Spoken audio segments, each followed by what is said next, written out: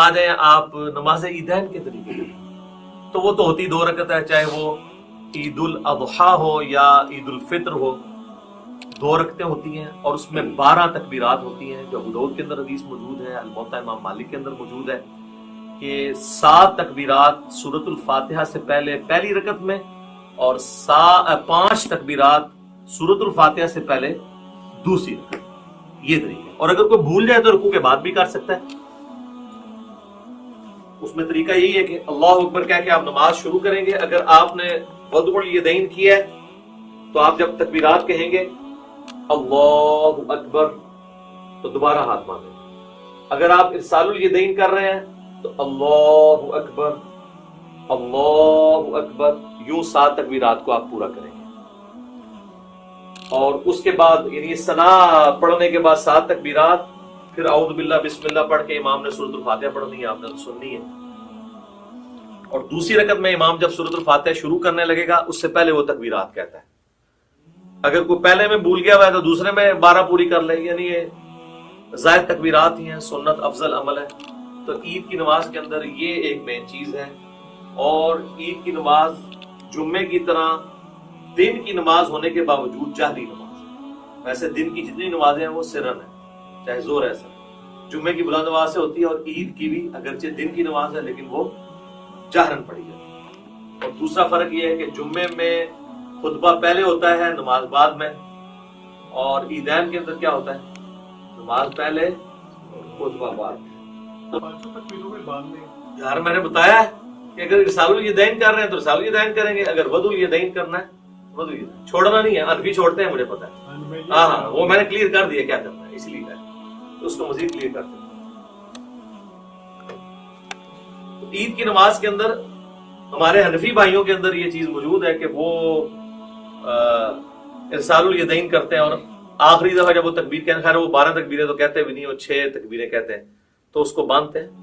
تو ٹھیک ہے یار، کسی بہانے چلو سال بعد یا رفع دین کر رہے ہیں، کرم دو۔ شکر ہے کہ وہ جو گھوڑوں کی دموں والا انہوں نے ایک تماشا لگایا ہوا تھا، اور وہ کہتے تھے وہ بت رکھ کے آتے تھے، وہ ساری چیزیں ختم ہو جاتی ہیں۔ رفع الیدین نماز کا سکون برباد کرتا ہے۔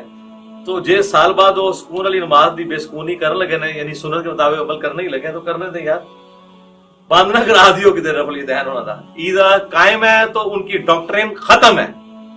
وہ کہتے ہیں نماز کے سکون کو برباد کرتا ہے تو پھر ہر رفع الیدین کرے گا۔ وہ کہتے ہیں بس پہلا ٹھیک ہے، اس کے بعد جو ہے وہ برباد کرتا ہے۔ تو وہ قنوت وتر والا بھی رفع الیدین کرتے ہیں، ان کو کرنے دیں، ہم بھی کرتے ہیں۔ یہ ہو گیا جناب عیدین کا طریقہ، دونوں عید کی نمازوں کا یہی طریقہ ہے۔ اور نیت سب کے لیے وہی ہے، ذہن میں حاضر کرنی ہے۔ لوگ عید والے دن نیت یاد کرا رہے ہوتے ہیں کہ جناب یاد کر لو ہے کرنی۔ اچھا جی، اور یہاں پہ میں آپ کو ضمن بتا دوں، جو ائمہ حضرات ہیں نا، ان کی ذمہ داری ہے کہ وہ تکبیرات زیادہ لمبی نہ کہا کریں، کیونکہ پیچھے مقتدی پہلے ہی اللہ اکبر کہہ دیتے ہیں، اور اگر تکبیر تحریمہ والا اللہ اکبر مقتدی نے امام سے پہلے کہہ لیا، اس کی نماز سٹارٹ ہی نہیں ہوگی، کیونکہ امام سے آگے نکل گیا۔ درمیان والی جو انتقال والی تکبیرات ہیں وہ تو آگے پیچھے ہو سکتی ہیں اس میں، لیکن پہلی تکبیر اگر امام سے پہلے، اب کئی امام جنازے میں، عیدین میں، عام نمازوں میں تو نہیں، زیادہ جنازے میں ہوتا ہے، وہ کرتے ہیں اللہ اکبر۔ اب نیچے جو بیچارہ شروع کرتا ہے، عیدین میں بھی دیکھا ہے لوگ شروع کرتے ہیں تو وہ اکبر ختم نہیں ہوتا، وہ پہلے ہاتھ باندھ دیتے ہیں یا ہاتھ چھوڑ دیتے ہیں۔ تو میں تو انتظار کرتا ہوں جب وہ اکبر کے رواں پہ پہنچتا ہے نا، نماز عید میں یا نماز جنازہ میں، تو پھر میں اللہ اکبر سے۔ تو یہ آپ ٹرین کریں تو بہتر یہ کہ آپ مختصر اس کو کریں، اتنا لمبا نہ کریں کہ پیچھے لوگوں کے سانس ٹوٹ جائیں، یا ان کو ایجوکیٹ کریں۔ اتنا لمبا کرنے کی ضرورت کیا ہے؟ یہ تو ضرورت تھی اس وقت جب سپیکر نہیں تھی، تو پیچھے تک آواز پہنچانے کے لیے کہ چلو آ ہی جائے کسی کو آواز۔ تو اب تو ضرورت نہیں ہے، اللہ اکبر سپیکر میں اتنے ماشاءاللہ موجود ہے۔ اور کوئی چیز اس حوالے سے جو اس کے پوسچرز طریقے کے اعتبار سے آ رہی ہو؟ جی سنت ہے، جنازے میں بھی ہر تکبیر کے اوپر رفع الیدین کرنا، یہ بھی سنت ہے۔ نماز عیدین میں بھی ہر تکبیر کے اوپر رفع الیدین کرنا سنت ہے۔ ابو داؤد میں واضح حدیث ہے، مسند احمد میں موجود ہے، عبداللہ بن عمر کہتے ہیں کہ قیام کی حالت میں نبی علیہ السلام جب بھی تکبیر کہتے تھے تو اپنے ہاتھوں کو بلند کرتے تھے۔ تو یہ جنرل ہے۔ شیخ البانی کا یہ موقف ہے کہ جنازے میں عیدین میں چھوڑ بھی سکتے ہیں، اور یہاں پہ بھی جو البانی صاحب کے فالوور ہیں وہ عید کے خطبے میں کہہ رہے ہوتے ہیں چھوڑ بھی دیتے ہوں، میں خدا دا ناج ہے حنفی سال بعد کرنے لگے جو وہ بھی چھڑان لگے ہو. کیوں اس طرح کی باتیں بتاتے ہیں جو سند سے ثابت ہی نہیں ہے؟ یہ بالکل غلط ہے. رفع الیدین تو الموجم الکبیر طبرانی پہ ہے کہ رفع الیدین کرنے پہ ہر انگلی کے عوض آپ کو 10 نیکیاں ملتی ہیں. تو اسی لیے تو ہم قنوت وتر سے پہلے بھی رفع الیدین کرتے ہیں تاکہ ہم یہ دیکھیے ظاہر نہ کریں. تو یہ آپ 10 انگلی ہیں تو 10 ضرب 10 کر لیں.